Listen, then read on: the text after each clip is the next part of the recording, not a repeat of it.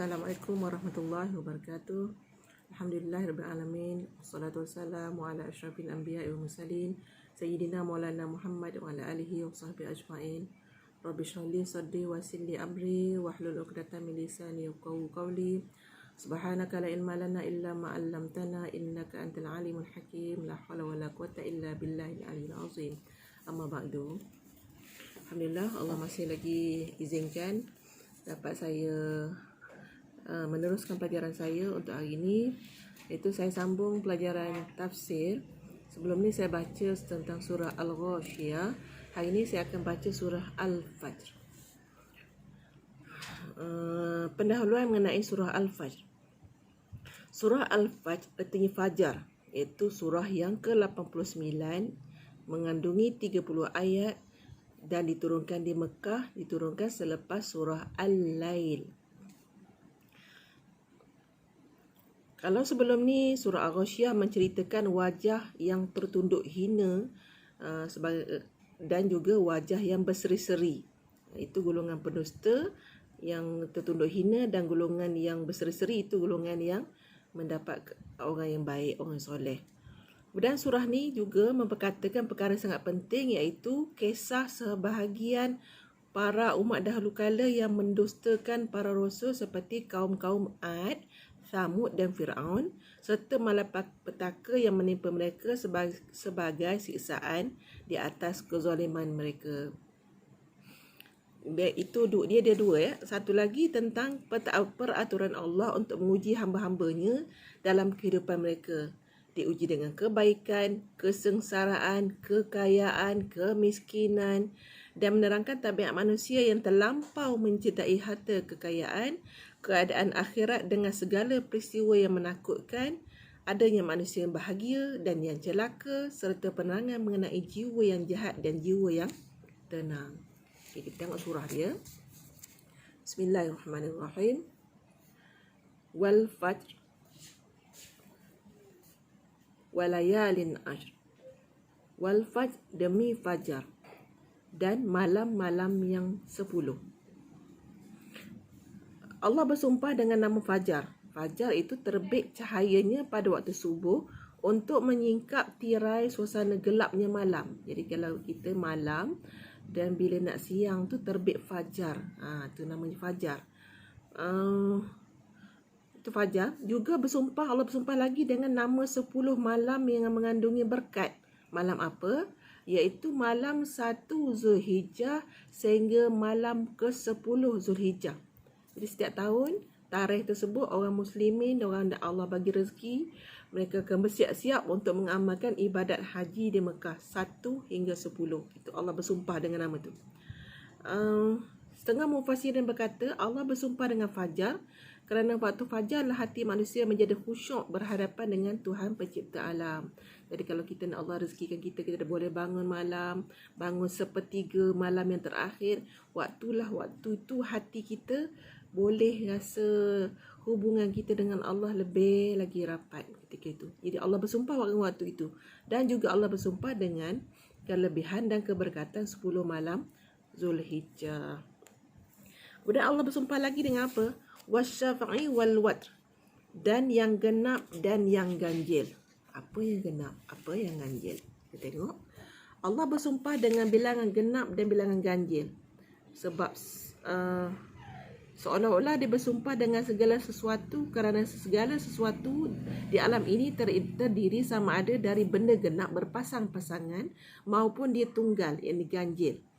Atau bersumpah dengan nama makhluk dan nama Khaliq, iaitu Tuhan yang menjadikan makhluk. Sesungguhnya Allah Ta'ala itu adalah tunggal, watr, ganjil. Sedangkan makhluk pula genap. Kita ni mesti ada pasangan.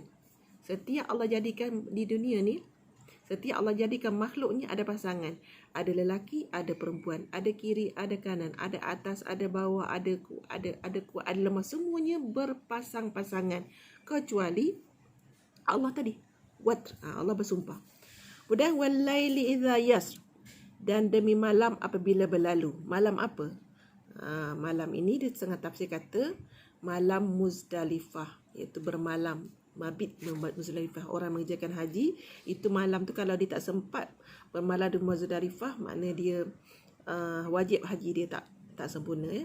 Kerana orang mengerjakan ibadah haji akan berkumpul untuk mentaati Allah pada malam itu. Itu Muzdalifah. Ada pula yang mengatakan walaili idza yastu, itu Lailatul Qadar. Kerana turunnya rahmat pada malam itu. Dan dikhaskan juga untuk melipat gandakan pahala bagi orang beribadat pada malam itu. Itu tentang Lailatul Qadar. Allah bersumpah yang ketiga. Kemudian hal fi dzalika qasamul lidzi hijr. Pada demikian itu terdapat sumpah yang dapat diterima oleh orang yang berakal. Jadi orang berakal tahu tindakan Allah bersumpah dengan 5 suasana tadi. Suasana subuh, suasana 5 malam yang berkat, kemudian yang genap dan ganjil, kemudian malam yang berlalu. Orang berakal akan menunjuk betapa ajaibnya kejadian Allah serta keesaan dan kekuasaannya. Sumpah ini dibuat untuk menguatkan bahawa Allah benar-benar akan menyiksa dan menghukum orang-orang kafir. Hal ini dihubungkan dengan ayat berikut bahawa umat dahulu kala yang mendustakan para rasul itu telah dibinasakannya. Seterusnya, ini Abu nak cerita dia. Tadi baru sumpahan ya. Ni apa cerita dia? Alam tarokai fa fa'ala rabbuka bi'ad. Tidakkah engkau perhatikan bahawa Tuhanmu telah memperlakukan kaum Ad? Iram dzatil imad, iaitu penduduk Iram yang mempunyai bangunan-bangunan yang tinggi. Allati lam yukhlaq mithluha fil bilad, yang belum pernah dibina suatu kota seperti itu di negeri-negeri lain. Wa thamud alladzina jabu as-sakhra bil wad, dan kaum Samud yang memotong batu-batu pejal di lembah. Wa fir'aun dzil autad, dan kaum Fir'aun yang mempunyai pasak-pasak, yakni bala tentera. Alladzina taghaw fil bilad, yang bermaharaja lela dalam negeri. Fa aktsaru fiha al-fasad, lalu mereka memperbanyak melakukan kerosakan dalam negeri itu. Fasabba alaihim rabbuka sawta azab, maka Tuhanmu menimpakan kepada mereka cemeti azab. Inna rabbaka labil mirsad, sesungguhnya Tuhanmu sememangnya mengawasi. Ini Allah ceritakan kepada Rasulullah. Alam ya, tidakkah engkau? Ini Allah seolah-olah menanya.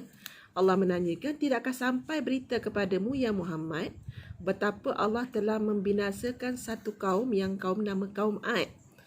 Siapa kaum Ad itu? Iaitu kaum Nabi Hud. Kaum Nabi Hud macam mana kelebihan dia? Iaitu suatu bangsa yang sangat gagah, bertubuh besar, lagi tinggi. Dia orang ni penduduk kaum Nabi Hud ni, kaum Ad ni, iaitu badan mereka besar, gagah, lagi tinggi. Mereka duduk dalam Iram dzatil imad. Mereka duduk di dalam kota Iram. Nama kotanya Iram. Iram dzatil imad, iaitu dalam kota tak ada apa? Mempunyai bangunan-bangunan lagi tinggi. Tinggi. Penduduknya tinggal di Ahqaf, terletak di antara Oman dengan Hadramaut. Itulah satu umat pada zaman dahulu, belum pernah ada satu umat yang telah dijadikan Allah melebihi kekuatan, keberanian dan besar tubuh badannya di lain-lain negeri.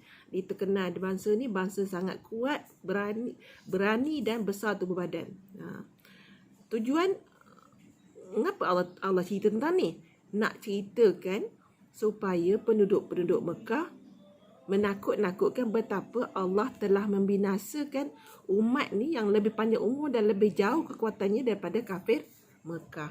Begitulah seterusnya sampai kita sekarang ni. Nak kata hebat, hebat lagi kaum Ad ni, dengan badan besar, dengan tinggi, dengan gagah.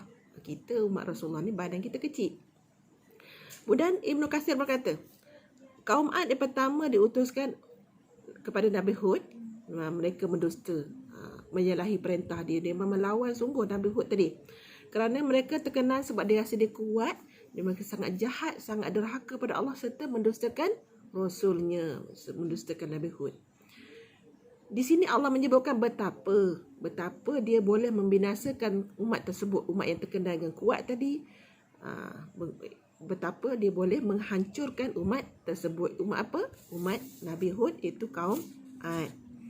Kemudian seterusnya, ayat seterusnya, wa thamud alladzina jabus sakhra bil wad, dan kaum Thamud yang memotong batu-batu pejar di lembah.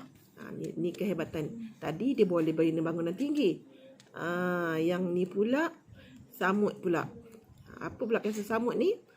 Apa kehebatan dia? Dia terkenal mahir dalam pertukangan dan seni pahat.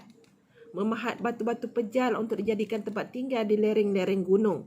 Mereka lubangi dan mereka pahat batu-batu di gunung. Disebut Wadil Qura. Wadil Qura. Surah Al-Hijr. Wa kanu yanhituna minal jibali buyutan aminin. Mereka pahat sebagian gunung ganang menjadi rumah tempat tinggal menjadi aman. Kita buat rumah sekarang baju simen kan? Baju simen yang buat batu bata, buat batu blok. Dia dulu tak dipahat betul-betul. Gunung tu jadikan rumah. Mereka tinggal di mana? Mereka tinggal di Al-Hijr, iaitu terletak di antara tanah Hijaz dan Tabuk. Kerana kuatnya, hebatnya orang ni, hebat macam mana ya dia boleh pahat batu. Kalau kita sekarang kita ada teknologi moden. Yang dulu dengan kekuatan fizikal mereka kaum Samud ni dapat membina 1,700 buah kota. Semuanya daripada batu-batu yang terletak di Wadil Qura. Wadil Qura. Tapi mereka semua dibinasakan oleh Allah. Itu yang kedua. Seterusnya, wa fir'aun dzil autad, dan kaum Fir'aun yang mempunyai pasak-pasak. Apa pasak tu? Fir'aun. Ramai kita tahu kisah Fir'aun kan? Fir'aun iaitu dia berhadapan dengan Nabi Musa. Nabi Fir'aun ni dia berlawan dengan Nabi Musa. Allah menceritakan kisah Fir'aun ni, dia membuat pengenaan dengan bermaharaja lela. Dia punya bala tentera, punya ramai. Dia sangat ramai sangat. So dia kata seolah-olah pasak. Fir'aun di sini disifatkan sebagai raja, sangat banyak bala tenteranya dan terkenal dengan kezalimannya. Disiksa orang. Dengan menyiksa orang dengan mengikatnya pada tali yang diikat ke pancang atau pasak dia cucuk di atas tanah. Dia bermaharaja lela di Mesir dan melakukan banyak kerosakan negeri tersebut. Maka Allah pun menimpa kepada mereka semua cemeti azab. Hebat-hebat Fir'aun tadi dengan banyak tentera. Semuanya Allah hancurkan mereka dengan diazabkan mereka. Sebab apa? Mereka mendustakan para rasul Allah.